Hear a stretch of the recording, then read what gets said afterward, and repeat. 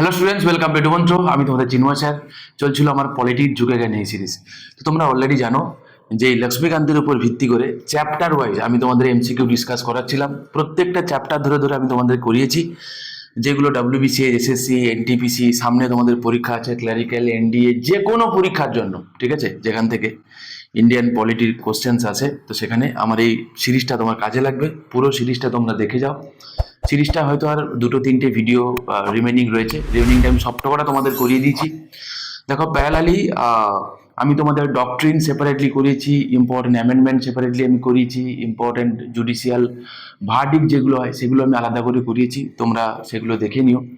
আর একটা কথা তোমাদের বলে রাখি যে প্রত্যেকটা চ্যাপ্টার ধরে ধরে যেই কোশ্চেন্সগুলো আমার মনে হয়েছে যেগুলো খুবই ইম্পর্টেন্ট এবং কি question, similar type of question যেগুলো আছে, ঘুরিয়ে ফিরিয়ে যেগুলো দিয়েছে সেগুলো আমি তোমাদের সলভ করিয়ে দিচ্ছি, মানে করে দিয়েওছি তোমাদেরকে। এখানে প্রিলিমিনারি 2000 সাল থেকে শুরু করে 2023 সাল 2022 সাল পর্যন্ত, কারণ 23 আর 24 যেটা, সরি আমি ভুল বললাম তোমাদেরকে, সরি, 2000 সাল থেকে শুরু করে 2022 সাল পর্যন্ত প্রিলিমিনারিটা পুরো কভার করা আছে। 2023 সাল যেটা, সেটা যখন আমি তোমাদের প্রিভিয়াস ইয়ার করাচ্ছিলাম, তো তখন 2023 সালের প্রিলিমিনারি আগে আমি জাস্ট তোমাদের করাচ্ছিলাম, ঠিক আছে। তো এই যে 23টা যেটা বাকি আছে সেটা আমি তোমাদেরকে করিয়ে দেবো, দিলে আপ টু ডেট সমস্ত কিছু এখানে ইনক্লুডেড রইল। আর আর প্রত্যেকটা চ্যাপ্টার ধরে ধরে তোমরা এগুলো জাস্ট করে যাও। তোমরা টেক্সট পড়ার সাথে সাথে এই চ্যাপ্টারগুলো ধরে ধরে তোমরা যদি MCQ গুলো সলভ করে যাও, আমার মনে হয় না তোমার অন্তত পক্ষে বিশেষ কিছু চিন্তার কারণ রয়েছে, ঠিক আছে। তো চলো, এগুলো সবকটা হয়ে গেছে। আমি আবারও বলছি যে লাস্ট আমার যেটা চলছিল ইম্পর্টেন্ট আর্টিকেলস, পার্ট এবং শিডিউলের উপরে ইম্পর্টেন্ট 140খানা MCQ আমি তোমাদের করাবো। গুনে দেখলাম 139টা হচ্ছে, ঠিক আছে, ইগনোর ইট। ওকে, তো এগুলো করাবো তোমাদেরকে আমি। অলরেডি তোমরা জানো যে আমি তোমাদেরকে 5খানা পার্ট হয়ে গেছে, আজকে 6 নম্বর পার্ট, ঠিক আছে। তো চলো, সেখানে যাওয়ার আগে দু একটা কথা আমি তোমাদেরকে একটুখানি জাস্ট বলে নিই। সেটা হচ্ছে WBCS এর প্রিলিমিনারি তোমরা জানো ডিসেম্বরে হতে পারে, একটা টেন্টেটিভ ডেট রয়েছে। তার দিকে তাকিয়ে 16খানা মক, সাবজেক্টিভ মক এবং 10খানা ফুল লেন্থ মক সেপারেটলি তোমরা যদি পারচেজ করো 299 ইচ, এবং একসঙ্গে যদি তোমরা পারচেজ করো বিফোর পূজা বা এই পূজার মধ্যে যদি তোমরা পারচেজ করো সেটা তোমরা 499-এ পেয়ে যাচ্ছ, ঠিক আছে। 2000 এছাড়া কি, তোমার যদি কোনো কোয়ারি থাকে তোমরা চাইলে এই যে দুটো নম্বর দেওয়া আছে, এই দুটো নম্বরে তোমরা আমাদের সঙ্গে যোগাযোগ করতে পারো। এখানে মকের সিলেবাসটাও দেওয়া রইল। এছাড়া মিসলেনিয়াসের মেন্সের জন্য, ঠিক আছে, মিসলেনিয়াসের মেন্সের জন্য আমাদের নতুন ব্যাচ পুজোর পরেই আমাদের শুরু হবে। যদি তোমরা কেউ ইন্টারেস্টেড ক্যান্ডিডেট কেউ থাকো, এই যে দুটো নম্বর আছে, যে কোনো একটা নম্বরে তোমরা চাইলে যোগাযোগ করতে পারো, ঠিক আছে। তো চলো আমরা শুরু করি। সেশনগুলো এই যে আমাদের এই এন্টার এই ঝুঁকে গান এই সিরিজটা শেষ হয়ে যাওয়ার পরে আমি তোমাদেরকে বিশেষ কিছু টিপস দেবো। সামনে তোমরা প্রিলিমিনারি আছে, কিভাবে তোমরা পড়বে না পড়বে তার উপরে, ঠিক আছে। আচ্ছা, বলছে which article of the constitution provides for the adjudication of disputes relating to waters of interstate rivers. আমি তোমাদেরকে এর আগে n নাম্বার অফ টাইম তোমাদেরকে বলেছি যে তোমরা জানো অরিজিনাল জুরিডিকশন কাকে বলে না, সেন্টারের সঙ্গে স্টেটের, সেন্টার এবং স্টেটের মধ্যে যদি ঝামেলা লাগে অ্যাপার্ট ফ্রম ওয়াটার, ঠিক আছে, সেটা আমরা দেখছিলাম কি যে সুপ্রিম কোর্ট এই বিবাদ মেটাবে আর্টিকেল 131 দিয়ে, ঠিক। কিন্তু জল রিলেটেড ডিসপিউট ছাড়া তার জন্য একটা সেপারেট আর্টিকেল রয়েছে, আমি বলেছিলাম 2 দিয়ে গুণ করলে হয় 262, এবং সেটা রয়েছে কোথায়, আর্টিকেল 262-তে রয়েছে, ঠিক আছে, আর্টিকেল 262-তে রয়েছে। এবং এটা WBCS এর মেন্স 18 এবং 19 আসা প্রশ্ন। এছাড়া আমি এই রিলেটেড আশেপাশে যে কটা ইম্পর্টেন্ট আর্টিকেলস আছে তোমাদের বলে নিই। আর্টিকেল 262-র পরে আর্টিকেল 263 তোমরা জানো এখানে আছে ইন্টারস্টেট কাউন্সিল, ঠিক আছে। আবারও একবার বলে দিই যে ইন্টারস্টেট কাউন্সিল একটা constitutional body, but it's not a permanent body, ঠিক আছে। যদি তোমাকে বলে যে which of the following constitutional body is not permanent, তাহলে আনসার তোমরা করে এসো কি, আনসার করে এসো তোমার হচ্ছে এইটা, ঠিক আছে, যে ইন্টারস্টেট কাউন্সিল। কারণ interstate council president according to needs president বানাতে পারে, ঠিক আছে, প্রেসিডেন্ট বানাতে পারে, ঠিক আছে, mind it. The Supreme Court of India can give advice to the President of India under, তো আমরা দেখবো যে অ্যাডভাইজারি জুরিডিকশন যখন আমরা সুপ্রিম কোর্ট তোমাদেরকে আমি পড়াচ্ছিলাম তখন তোমরা দেখেছো এখানে যদি শুধুমাত্র আর্টিকেলস গুলো আমি একদিক থেকে করাচ্ছি কারণ কোশ্চেনটা রিপিটও হয়েছে, ঠিক আছে। চলো, তো বলছে যে সুপ্রিম কোর্ট যে প্রেসিডেন্টকে যে অ্যাডভাইস দেয় ঠিক আছে, সেটা কত নম্বর আর্টিকেলে তোমরা জানো? অ্যাডভাইজারি জুরিডিকশন আছে আর্টিকেল 143-তে। আর্টিকেল 143-তে দুই একটা কথা এই সম্পর্কে বলে রাখি যে সুপ্রিম কোর্ট হচ্ছে কোর্ট অফ রেকর্ড। ঠিক আছে, মানে সুপ্রিম কোর্টে যে ভার্ডিক্ট গুলো দেওয়া হয়, ঠিক আছে, সেটা কি করা হয় না, সেটা এক জায়গায় রাখা হয়, সেটাকে বলা হয় কি কোর্ট অফ রেকর্ড। এটা আর্টিকেল 129-এ বলা হয়। আর্টিকেল 130-তে বলা হয় কি সিট অফ সুপ্রিম কোর্ট। মন দিয়ে শুনবে যে সুপ্রিম কোর্টের যে সিট, সুপ্রিম কোর্ট বসে কোথায়? সুপ্রিম কোর্ট বসে দিল্লিতে। এবারে এটা সবসময় দিল্লিতে বসতে হবে এমন কোনো কথা নেই। সুপ্রিম কোর্ট যদি মনে করে সে ভারতবর্ষের যে কোনো জায়গায় বসতে পারে। কে মনে করলে এটা হবে না, যদি চিফ জাস্টিস অফ ইন্ডিয়া মনে করে, যদি চিফ জাস্টিস অফ ইন্ডিয়া প্রেসিডেন্টের সঙ্গে, মাইন্ড ইট, কি বললাম, চিফ জাস্টিস অফ ইন্ডিয়া যদি প্রেসিডেন্টের সঙ্গে কনসাল্ট করে, তাহলে চাইলে, it is a chief justice of India, সে চাইলে ভারতবর্ষের যে কোনো জায়গায় সিট অফ সুপ্রিম কোর্ট করতে পারে, কোনো চাপ নেই। কিন্তু তার জন্য তাকে প্রেসিডেন্টের সঙ্গে কি করতে হবে? তাকে পরামর্শ করতে হবে। ঠিক আছে, আর একটা কি অ্যাডভাইজারি জুরিডিকশন। তো এই অ্যাডভাইজারি জুরিডিকশন বা অ্যাডভাইস সুপ্রিম কোর্টের কাছ থেকে নিতে পারে কে? One and only it is a president of India. ঠিক আছে, one and only it is a president of India. এবং তার জন্য একটা আর্টিকেল রয়েছে, article 143 of the Indian constitution. ঠিক আছে, এবারে কি না, দুখানা ম্যাটারে প্রেসিডেন্ট কি করতে পারে? অ্যাডভাইস চাইতে পারে। ঠিক আছে, দুখানা ম্যাটারে কি কি?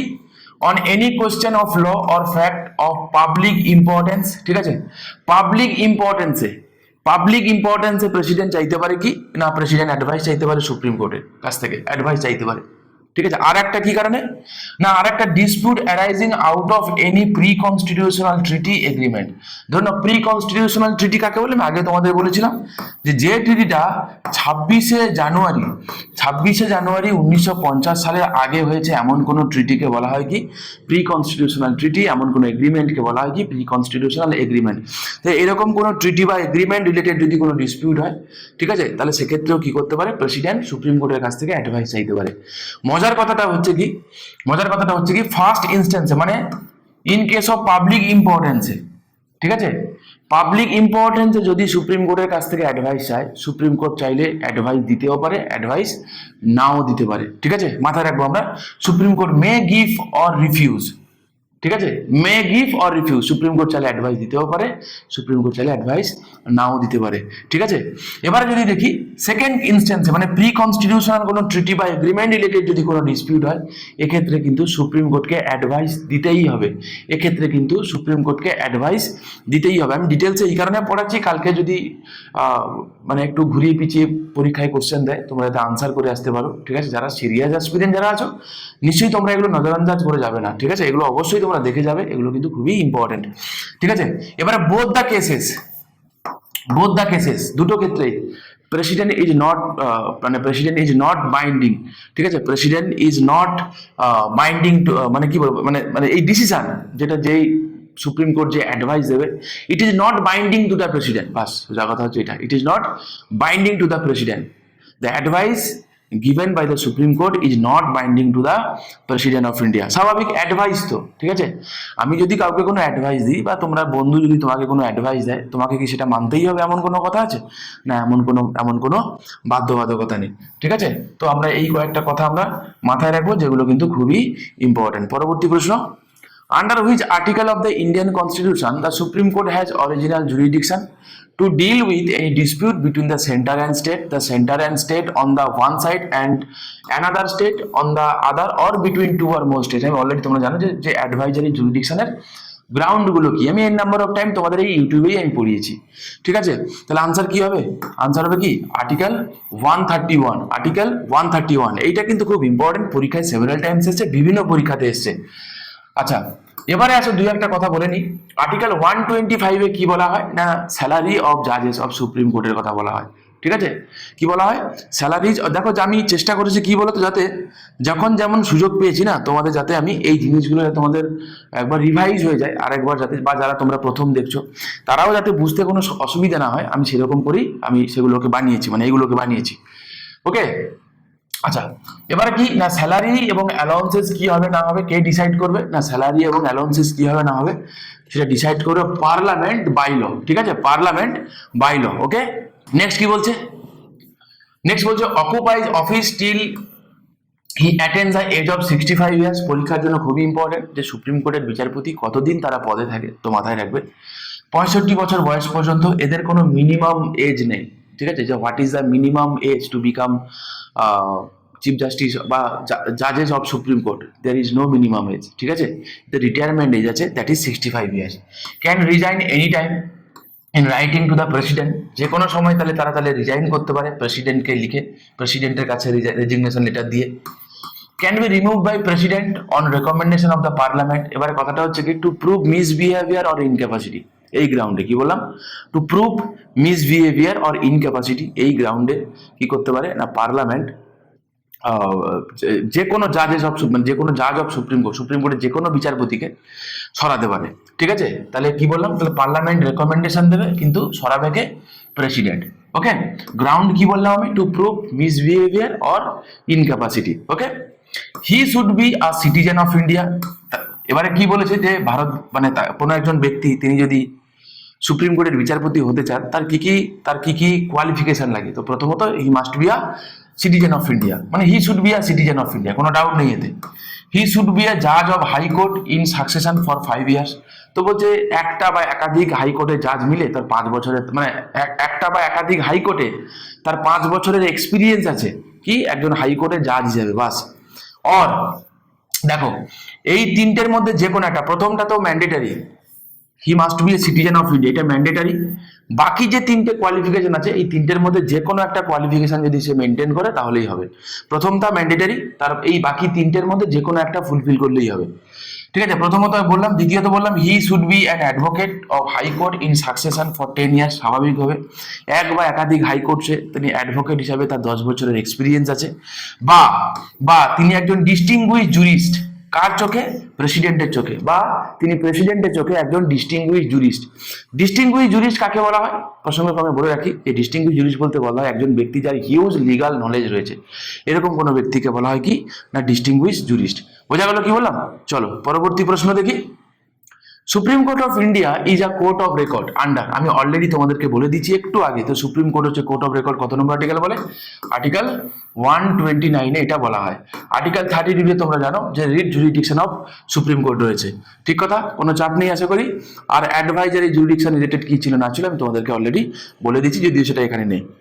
পরবর্তী প্রশ্ন, which article of the constitution of India states that subject to certain limitations every religious denomination shall have the right to establish and maintain institutions for religious and charitable purposes। এটা তোমরা পড়ে থাকবে, অবভিয়াসলি তোমরা পড়েছো তাই না, right two religion যখন তোমরা পড়েছো 25 থেকে 28 মধ্যে ছিল। তাহলে কি বলছে, which article of the constitution of India states that subject to certain limitation every religious denomination shall have the right to establish and maintain institutions। প্রত্যেকটা যে রিলিজিয়াস গ্রুপ রয়েছে তারা চাইলে ইনস্টিটিউশন বানাতে পারে। তো এটা কত নম্বর আর্টিকেলে রয়েছে, খুব সহজ একটা আর্টিকেল, তোমরা জানো 25, 26, 27, 28 কি আছে না রাইট টু রিলিজিয়ান আছে, রাইট টু রিলিজিয়ান আছে। 25 কি বলে আমি তোমাদেরকে এর আগেও বলেছি বহুবার, যে আর্টিকেল 25-এ দেখতে পাবো যে ইটসেলফ 4খানা রাইট বলে, রিলিজিয়াস রাইটের কথা বলে, কি 3খানা পি তাই না, 3খানা পি বলেছিলাম আর একটা সি বলেছিলাম, রাইট, সি ট্রিপল পি মনে আছে আশা করি। একটা হচ্ছে কনসায়েন্স, প্রফেশন, প্র্যাকটিস আর প্রোপাগেশন, এইগুলো যখন আমি তোমাদের ফান্ডামেন্টাল রাইট পড়িয়েছিলাম গিয়ে দেখো ফান্ডামেন্টাল রাইটে আমি এগুলো সম্পর্কে ডিটেলসে আলোচনা করেছি, ঠিক আছে। দেখো এইগুলো তো যেহেতু এমসিকিউর সঙ্গে ডিসকাশন, তো যতটা সম্ভব তোমার লাগবে আমি বলে দিচ্ছি, ঠিক আছে। রিমেনিং যেগুলো টেক্সট বা কনসেপচুয়াল পোর্শন যেটা তোমাদের যদি লাগে বলবে, আমি পুরো এন্টায়ার তোমাদের ইন্ডিয়ান পলিটি আমি তোমাদেরকে পড়িয়ে দেবো, ঠিক আছে। আর্টিকেল 26 এই কথাটা বলে right to establish and maintain institutions for religious and charitable purposes, ঠিক আছে, for religious and charitable purpose. তো কি হবে answer, article 26 will be the right answer, article 26 will be the right answer. আমি তোমাদেরকে বারবার বলছি, অনেকে এমনও হতে পারে যে স্যার এখানে বাংলায় কোশ্চেন, বাংলাতে কেন কোশ্চেন নেই, ইংরেজিতে স্যার কেন কোশ্চেন দিয়েছেন, আমি ইংরেজি বুঝতে পারি না।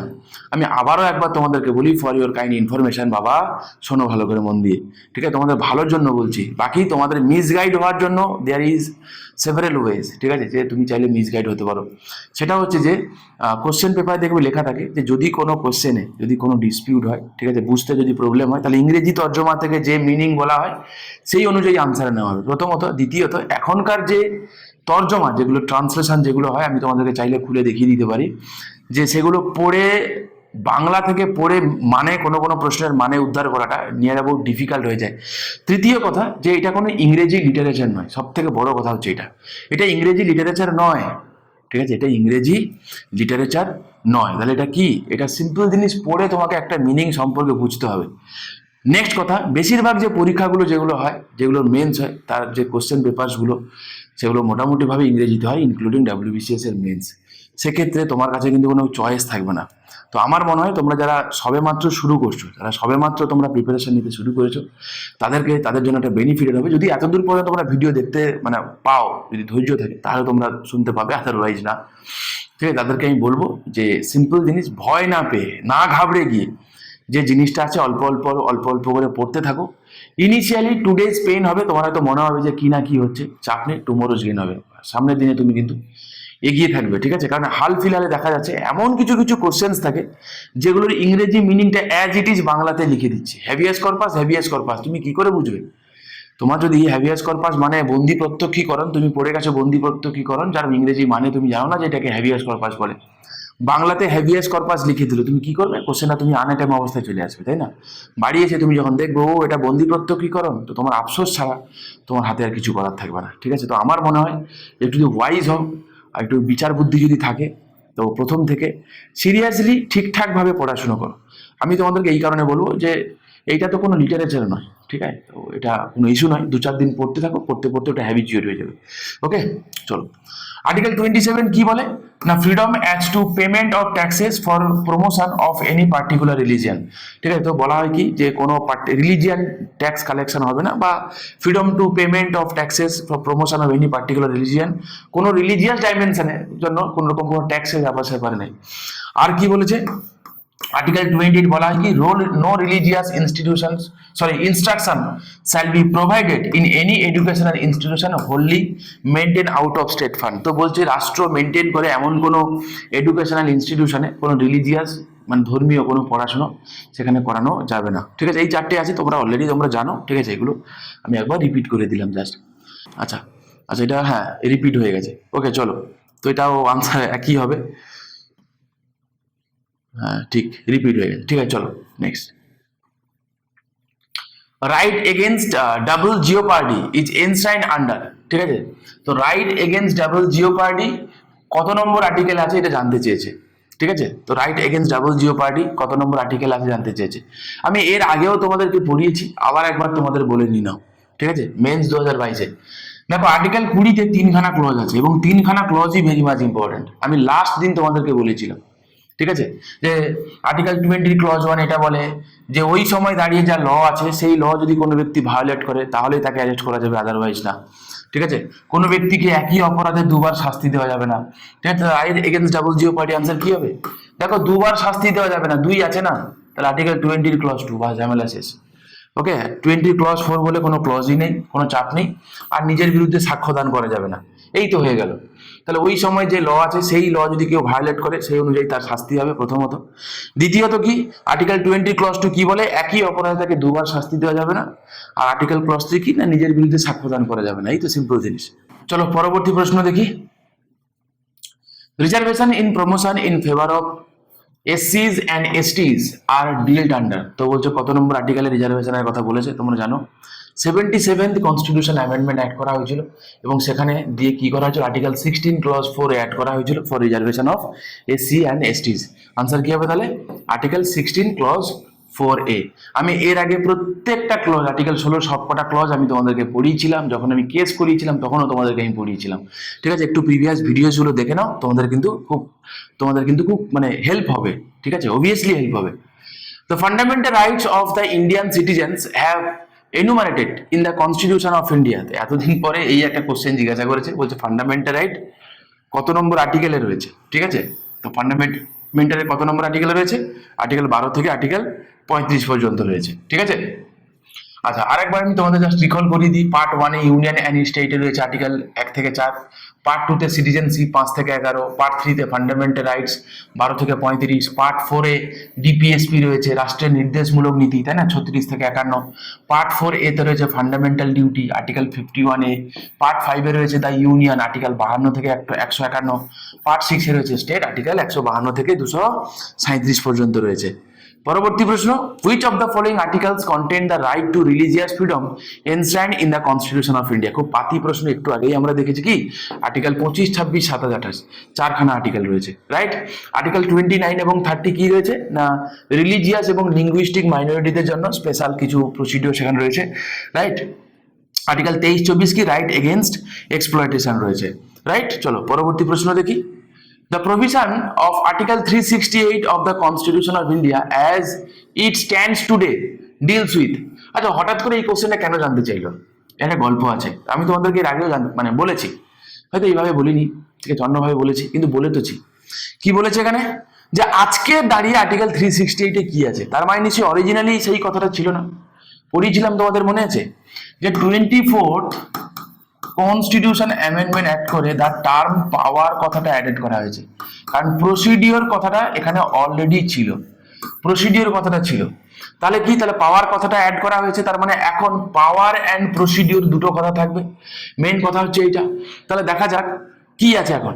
তাহলে কি বলছে দেখো, বলছে পাওয়ার as well as procedure for amendment of the constitution, authority of parliament to amend the constitution, আচ্ছা, procedure for amendment of the constitution not to be followed by the parliament, হ্যাঁ পাসিং, তাহলে বুঝতে পারছো খুব, বাকি যে অপশনগুলো ঠিক যাচ্ছে না, তাহলে কি হবে পাওয়ার এবং প্রসিডিওর। দ্য টার্ম পাওয়ার, এই পাওয়ার কথাটা অ্যাড হয়েছে থ্রু কি বললাম আমি 24th constitution amendment act of 1971 এ, ঠিক আছে। মাথায় রেখো, মাথায় রেখো, আহামরি কিছুই নেই, তোমরা জানো অলরেডি যে এই একটা আর্টিকেল রয়েছে যেটা একটাই মাত্র পার্ট রয়েছে, দ্যাট ইজ পার্ট 20-তে রয়েছে, ঠিক আছে, এবং এটা বড় করা হয়েছে ফ্রম সাউথ আফ্রিকা থেকে। মাথায় রেখো, সাউথ আফ্রিকা থেকে আমরা বড় করেছি। পার্লামেন্ট চাইলে অ্যামেন্ড করতে পারে entire constitution, but without effect it's basic structure, ঠিক আছে, তোমরা জানো। The proposal can be initiated only in either houses of the parliament, মানে কোনো কনস্টিটিউশন অ্যামেন্ডমেন্ট বিল যে কোনো হাউসেই উঠতে পারে, কোনো চাপ নেই, ঠিক আছে, মাথায় রেখো। চলো next question, dash article pertains to the amendment of the constitution of India. তো কত নম্বর আর্টিকেলে অ্যামেন্ডমেন্টের কথা রয়েছে, এখনই পড়ালাম তোমাদেরকে, কত নম্বর আর্টিকেল রয়েছে, আর্টিকেল 368 রয়েছে। পরবর্তী প্রশ্ন, power of parliament to amend the constitution and procedure thereof, তাহলে পাওয়ার অ্যান্ড প্রসিডিওর কোন পার্টে রয়েছে জানতে চেয়েছে, কি হবে পার্ট 20-তে রয়েছে। দেখেছো কত সহজ সহজ সেম টাইপের কোশ্চেন, আমি তোমাদের এই কারণে বলছি যে দেখো প্রিভিয়াস ইয়ারটা ভালো করে স্টাডি করলে, নতুনরা যারা আছো, যারা একটু মানে কি বেশি রিসার্চ করতে যাও না, প্রিভিয়াস ইয়ারটা ভালো করে দেখো, প্রিভিয়াস ইয়ারের কোশ্চেনের ট্রেন্ড কেমন সেটা তোমরা ভালো করে স্টাডি করো, সেই রিলেটেড জায়গাগুলোকে খুব ভালো করে চিবিয়ে গুলে খাও, ঠিক আছে, তাহলে দেখবে তুমি যথেষ্ট ভালো স্কোর করতে পারবে, এতে কোনো ডাউট নেই। বেকার বেকার হ্যাপাজাটলি এদিক ওদিক না ভটকে, ঠিক আছে, প্রিভিয়াস ইয়ারটাকে ভালো করে স্টাডি করো, ওই তোমাকে রাস্তা দেখাবে। ওকে, নেক্সট চলো, which of the following articles of the Constitution of India guarantees the right to move freely throughout the territory of India? তো কত নম্বর আর্টিকেলে বলে যে এটা তুমি চাইলে কি ভারতবর্ষের যে কোনো জায়গায় ফ্রিলি মুভ করো, চাপ নেই। তাহলে through out the territory of India freely movement, এটা আর্টিকেল 19 এনশিওর করে। 19-এর কোনো একটা ক্লজ, কোন ক্লজটা তোমরা অবশ্যই জানা উচিত তোমাদের। আর যদি বলে যে একজন ব্যক্তি সে বিদেশে যেতে চায়, বাইরে যেতে চায়, তাহলে সেটা কোন আর্টিকেল এনশিওর করে, সেটা কিন্তু আর্টিকেল 19 নয়, সেটার জন্য আর্টিকেল 21, ঠিক আছে, আর্টিকেল 21। দেখো আর্টিকেল 19-এর আন্ডারে তোমরা জানো যে ইনিশিয়ালি 7খানা মানে রাইট ছিল, ঠিক আছে, এফ যেটা এটাকে কি করে ডিলিট করেছে through 44th constitution amendment act. এখন রাইট নাও 6খানা ফান্ডামেন্টাল রাইটস আছে আন্ডার আর্টিকেল 19 ক্লজ 1 এ, মাথায় রেখো আর্টিকেল 19 ক্লজ 1 এ কিন্তু 6খানা ফান্ডামেন্টাল রাইটস রয়েছে। মানে তোমাকে যদি কালকে বলে যে 6খানা ফান্ডামেন্টাল রাইটস আর্টিকেল 19-এর কোন ক্লজে রয়েছে, বোঝা গেল কোন ক্লজে রয়েছে, আর্টিকেল 19 ক্লজ 1 এ রয়েছে। দেখো এই কোশ্চেনগুলো কিন্তু খুব মনে হবে যে খুব সহজ সহজ কোশ্চেন, কিন্তু পরীক্ষার খাতায় সহজ সহজ জিনিসগুলো রিকল করাটা মাঝে মাঝে খুব টাফ হয়ে যায়, ঠিক আছে, বোঝা গেল কি বললাম। মানে আমি বলছি বলে নয়, তুমি নিজে রিয়েলাইজ করবে, হয় ভালো করে পড়ে যাও, নাহলে পরীক্ষার খাতায় রিয়েলাইজ করবে। ওকে, আচ্ছা, আর্টিকেল 19 ক্লজ 1 সাব ক্লজ এ বলে কি ফ্রিডম অফ স্পিচ অ্যান্ড এক্সপ্রেশনের কথা বলে, বি তে বলে অ্যাসেম্বল পিসিবলি উইথাউট আর্মস বলে, to form associations, unions or cooperative society, right? To move freely throughout the territory of India. তারপরে কি, তাহলে ডি তে রয়েছে, তাহলে আনসার কি হবে গো? আনসার হবে ডি। আনসার হবে কি? ডি হবে আনসার। তারপরে কি বলছে? To reside and settle in any part of the territory of India, E. এবং জিতে কি না, practise any profession, carry out any occupation, trade, business etcetera. ঠিক আছে, মাথায় রেখো। এবং আরেকটা কথা তোমাদের বলে দিই, আর্টিকেল 19 ক্লজ 1-এ যেমন যেমন ছখানা ফান্ডামেন্টাল রাইটস রয়েছে, তেমনি 19-এর ক্লজ 2, ক্লজ 3, ক্লজ 4, ক্লজ 5 এগুলোতে কি রয়েছে বলো তো? যে এগুলোর রেস্ট্রিকশন, রিজনেবল রেস্ট্রিকশন রয়েছে। তোমরা জানো যে ফান্ডামেন্টাল রাইটস, কোনো ফান্ডামেন্টাল রাইটস আর অ্যাবসলিউট নয়, কোনো ফান্ডামেন্টাল রাইটসই অ্যাবসলিউট নয়, প্রত্যেকটা ফান্ডামেন্টাল রাইটের রিজনেবল রেস্ট্রিকশন রয়েছে। তো আর্টিকেল 19-এরও রিজনেবল রেস্ট্রিকশন কোথায় রয়েছে না, আর্টিকেল 19-এর ক্লজ 2, 3, 4 এরকম করে সেখানে রয়েছে। ঠিক আছে, চলো পরবর্তী প্রশ্ন দেখি। আর্টিকেল 80 ডিলস উইথ, তো আর্টিকেল 80-তে কি রয়েছে? ঠিক আছে, আর্টিকেল 80-তে রয়েছে কি? দেখো এখানে রাজ্যসভার কথা বলেছে, সিম্পল জিনিস, যে কম্পোজিশন অফ রাজ্যসভার কথা এখানে বলা হয়। ঠিক আছে, কম্পোজিশন অফ রাজ্যসভা কি আছে না, রাজ্যসভা কি হবে না, রাজ্যসভাতে 250 জন মেম্বার থাকবে, যার মধ্যে 238 জন কি হবে, ইলেক্টেড হবে। হ্যাঁ, ইলেক্টেড হবে, এবং 12 জন হবে কি, নমিনেটেড হবে। এবং এই 238 জন ইলেক্টেড হবে from state plus union territory থেকে, ইউটিস থেকে ইলেক্টেড হবে। ঠিক আছে, কোন কিভাবে ইলেক্টেড হবে? Through the process of proportional representation by means of single transferable vote. ঠিক আছে, proportional representation by means of single transferable vote. আমি এর আগে অন্তত পক্ষে 100 বার তোমাদের ইউটিউবেই বলেছি যে proportional representation by means of single transferable vote, এই যে প্রসেসটা, এইটা কার কার ভোটে ইউজ করা হয়? একটা বলেছিলাম রাজ্যসভা, একটা বলেছিলাম প্রেসিডেন্ট, একটা বলেছিলাম ভাইস প্রেসিডেন্ট, একটা বলেছিলাম স্টেট লেজিসলেটিভ কাউন্সিল। মাথায় রেখে দিও, same process, that is proportional representation by means of single transferable vote. ঠিক আছে, মনে থাকবে তো? মনে রেখো। রিমেনিং যে 12 জন, ঠিক আছে, এই যে 12 জন, এই 12 জনকে নমিনেট করতে পারে কে? প্রেসিডেন্ট। ঠিক আছে, 12 জনকে নমিনেট করতে পারে কে? প্রেসিডেন্ট। কোন কোন গ্রাউন্ডে? সায়েন্স, আর্টস, লিটারেচার আর সোশ্যাল সার্ভিস। মাইন্ড ইট, কি বললাম? সায়েন্স, আর্টস, লিটারেচার আর সোশ্যাল সার্ভিস, এই 4টে গ্রাউন্ডে করতে পারে। ঠিক আছে, রিমেনিং চলো, আর্টিকেল 79-এ কি বলা হয় না, কম্পোজিশন অফ পার্লামেন্টের কথা বলা হয়, এর আগে আমি বলেছি তোমাদেরকে। আর্টিকেল 80-তে composition of Rajya Sabha, article 81 composition of Lok Sabha. ঠিক আছে, কম্পোজিশন অফ লোকসভা, লোকসভা কিভাবে কম্পোজ হয় তোমরা জানো, যে লোকসভা কম্পোজ হয়, আমরা দেখতে পাবো কি, যেখানে 530, 20 বাস। ঠিক আছে, 530 আর 20, বাকি দুজনের প্রভিশনটা উঠে গেছে। 530 জন কি হবে? ডাইরেক্টলি ইলেক্টেড হবে ফ্রম স্টেটস গুলো থেকে, আর 20 জন ফ্রম ইউটিস গুলো থেকে।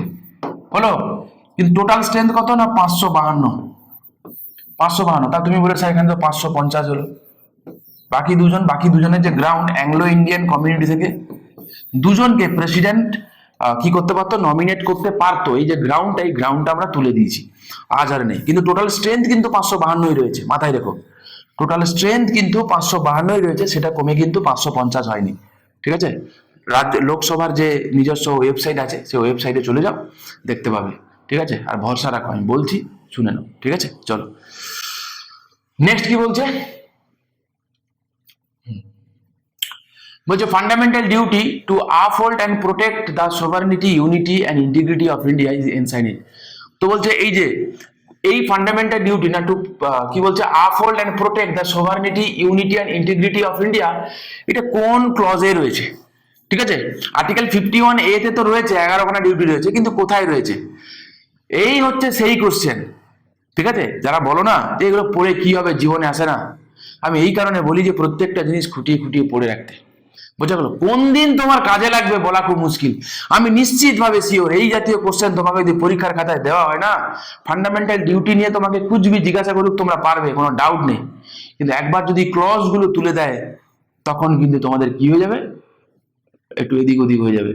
আমি এই কারণে বলি, যখন তোমরা পড়ছো এগুলো অবসর সময়ে একটু একটু করে চোখ বুলিয়ে রাখবে। যেমন আর্টিকেল 19-এর যে ক্লজ গুলো রয়েছে, অন্তত কোনটা, এগুলো পরীক্ষা জানতে চাওয়া হয়, সেই দিনের জন্য। যেই দিন কোশ্চেন পেপার খুব কঠিন হবে, সেই দিন তুমি একদম হাসতে হাসতে মোচে তাও দিয়ে আনসার করে আসবে। সেই জন্যই মেহনত করলে মেহনতের ফল। আর এইগুলো চুটকুলা নয় আর কি, মানে আমি তোমাকে একটা কিছু বটিকা খাইয়ে দিলাম, তুমি দুম করে পরদিন সকাল থেকে হয়ে গেলে, হয় না, মেহনত করতে হয় বাবা। ঠিক আছে, তো কোথায় আছে বলো তো, কোথায় আছে বলো এই কথাটা। দেখো প্রথমে আছে কি অ্যাবাইড বাই দ্য কনস্টিটিউশন এবং ন্যাশনাল ফ্ল্যাগ এবং ন্যাশনাল অ্যান্থেমকে আমরা কি করব, রেসপেক্ট করব সবার প্রথম।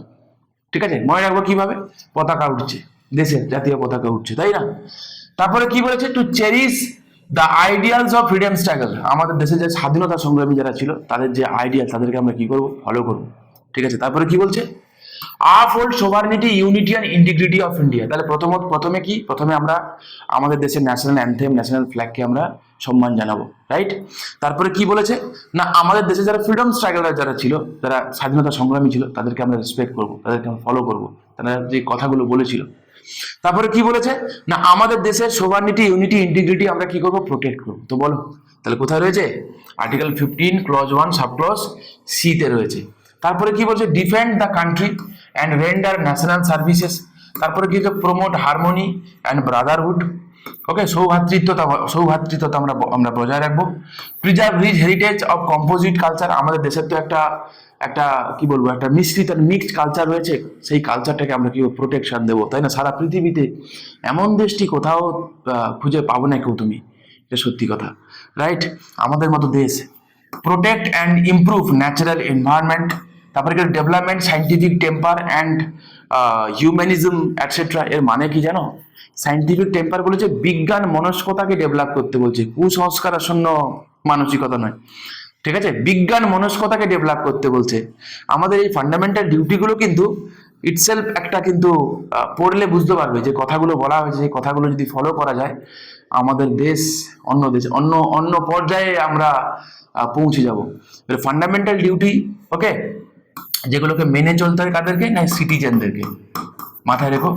ঠিক আছে, যারা ভারতের নাগরিক তাদেরকে। তারপরে কি বলেছে, সেফগার্ড পাবলিক প্রপার্টি, এবং কি বলেছে, আমাদের দেশের যে রাষ্ট্রের যে সম্পদ রয়েছে, হ্যাঁ, সেগুলোকে ডিস্ট্রয় করতে মানা করছে। তোমাদের মনে আছে আশা করি, একটা ওই যে এনআরসি যখন পাস হয়েছিল, হ্যাঁ, সিটিজেনশিপ অ্যামেন্ডমেন্ট বিল যখন হয়েছিল, তো তখন আমাদের দেশব্যাপী একটা হরতাল হয়েছিল এবং তাতে কোনো কোনো জায়গায় রেলে আগুন লাগিয়ে দেওয়া হয়েছিল। তোমার যদি খেয়াল থাকে একটু স্মরণ করিয়ে দিই।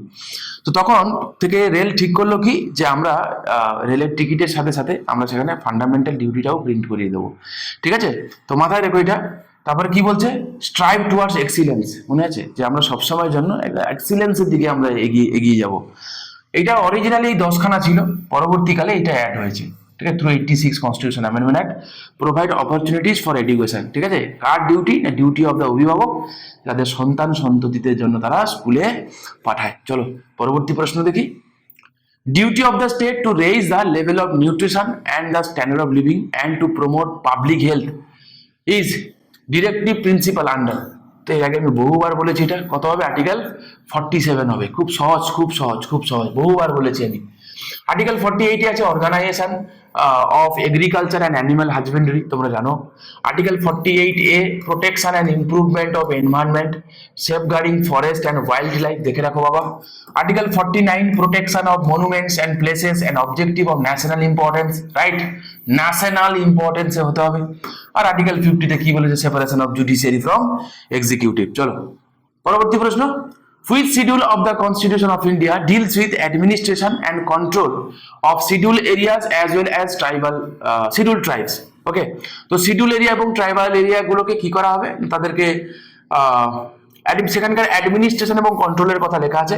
খুব পাতি একটা প্রশ্ন, কি হবে আনসার, 5th শিডিউল হবে। ঠিক আছে, এর আগে বহুবার আমি শিডিউলগুলো বলেছি। ফার্স্ট শিডিউলে কি আছে, ইন্ডিয়া এবং তার টেরিটরি। সেকেন্ড শিডিউলে তোমার স্যালারি এন্ড অ্যালাউন্সেস। থার্ড শিডিউলে ওথ রয়েছে। ফোর্থ শিডিউলে allocation of seats in Rajya Sabha রয়েছে, রাইট। ফিফথ শিডিউলে রয়েছে কি, provides for the administration and control of scheduled areas and tribal areas, scheduled tribes, এগুলো বলেছিলাম আমি। সিক্স শিডিউলে রয়েছে কি, তোমরা জানো যে provision for administration of tribal areas. ঠিক আছে, ইন আসাম, মেঘালয়, ত্রিপুরা এবং মিজোরাম, 4টে রাজ্য রয়েছে। AMTM, আবারও বলে দিই বাবা, এখান থেকে এই বছরও মেন্সে 2023 সালেরও মেন্সে কোশ্চেন ছিল, এখান থেকেই ছিল।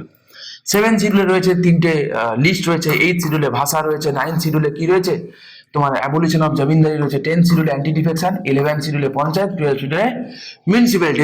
এরকম যেন তোমার মাথায় লেগে থাকে। Okay, the concept of complete justice is inside under. তো কমপ্লিট জাস্টিস কত নম্বর আর্টিকেলে রয়েছে, দেখলে মনে হয় বোধহয় আর্টিকেল 21, তাই না? একদমই না, right to life and personal liberty রয়েছে। এটা রয়েছে আর্টিকেল 142-তে। এটা রয়েছে আর্টিকেল 142-তে। কি বলেছে? Grants the power to the supreme court for passing any degree to do complete justice. তো বলছে সুপ্রিম কোর্ট কোনো ডিগ্রি জারি করতে পারে কমপ্লিট জাস্টিস পাওয়ার জন্য। ঠিক আছে, তো মাথায় রেখো, তোমরা আশা করি বুঝতে পারছো। তোমরা জিজ্ঞাসা করো স্যার কোন কোন সেই আর্টিকেলগুলো যেগুলো আমাদের পড়ে রাখার দরকার, ইম্পর্টেন্ট। হ্যাঁ, আমি একদম একদিক থেকে ধরে ধরে তোমাদের করে যাচ্ছি। ঠিক আছে, এগুলো তোমরা করে যাও, আমি ইনক্লুডিং তার এক্সপ্লেনেশনটাও ডিটেলসে দিয়ে দিচ্ছি। এই এই এই যে লেকচারগুলো যেগুলো আমি তোমাদেরকে দিচ্ছি, এগুলো করে মোর দ্যান সাফিসিয়েন্ট। একটু পড়ে তো দেখো। ঠিক আছে, আশা করি তোমরা বুঝবে। ওকে, চলো আজকের মতো লাস্ট প্রশ্ন। Reasonable restriction to right to assemble peacefully is placed under. ঠিক আছে, তো বলছে রিজনেবল রেস্ট্রিকশন কত নম্বর আর্টিকেলে রয়েছে জানতে চাইছি। আমি একটু আগে তোমাদেরকে বলেছিলাম। ঠিক আছে, এই কারণেই আমি তোমাদের বলি যে যখন পড়বে একটু ভালো করে পড়বে। যত বড় পরীক্ষা তত বেশি রেসপন্সিবিলিটি, তত ডিটেলসে পড়তে হবে। সিম্পল জিনিস। গ্রুপ ডির পরীক্ষার জন্য স্বাভাবিকভাবে নিশ্চয়ই তোমাকে এই জাতীয় কোশ্চেন জিজ্ঞাসা করবে না, স্বাভাবিকভাবেই করবে না, চাপ নেই। ঠিক আছে, যত বড় পরীক্ষার দিকে তুমি যাবে তো স্বাভাবিকভাবে তার ডেপথ তত বাড়বে। ঠিক আছে, তো সেরকম ভাবেই তোমাকে পড়ে যেতে হবে। বলো তাহলে বলছে রিজনেবল রেস্ট্রিকশন অ্যাসেম্বল পিসিবলি। তো তুমি আগে মনে করো যে প্রথমে আসো আর্টিকেল 19 ক্লজ 1 এতে কি ছিল? Speech and expression. তার রিজনেবল রেস্ট্রিকশন কি? আর্টিকেল 19 ক্লজ 2 তে রয়েছে। বিতে অ্যাসেম্বল পিসফুল উইথাউট আর্মস, সেই কথাটা রয়েছে। তার মানে এটা আছে কোথায়? আর্টিকেল 19 ক্লজ 3 তে রয়েছে। কি কি সেইগুলো? Sovereignty, integrity of India, public order, CrPC under section 144, যেটাকে আমরা বলি না এই যে 144 ধারা জারি হয়েছে। ঠিক আছে, যদিও সিআরপিসি আজ আর নেই। তোমরা কমেন্ট করে জানিও এখন আমরা একে কি নামে চিনি। ঠিক আছে, কি নামে চিনি। নেক্সট হচ্ছে article 19 clause 1C to form association, union, cooperative society, তোমরা জানো। ঠিক আছে, তো এটা রিজনেবল রেস্ট্রিকশন রয়েছে 19 clause 4 A. Article 19 clause 1D move free out through the territory of India, এটা রয়েছে আর্টিকেল 19 ক্লজ 5 এ। হ্যাঁ, এবং 19 ক্লজ 1E এটাও রয়েছে 19 ক্লজ 5 এ। ওকে, মাথায় রেখো। তাহলে এখান থেকে আমরা কি শিখলাম? এখান থেকে আমরা কি শিখলাম? এখান থেকে আমরা শিখলাম 19 clause 1A B C D E G। Reasonable restriction রয়েছে 19 ক্লজ 2 তে, 19 ক্লজ 3 তে, 19 ক্লজ 4 এ, 19 ক্লজ 4 এ হলো 2 3 4 DRE। ওকে, DRE এটা কোথায় রয়েছে? তাহলে এটা এক সেকেন্ড দাঁড়াও তো।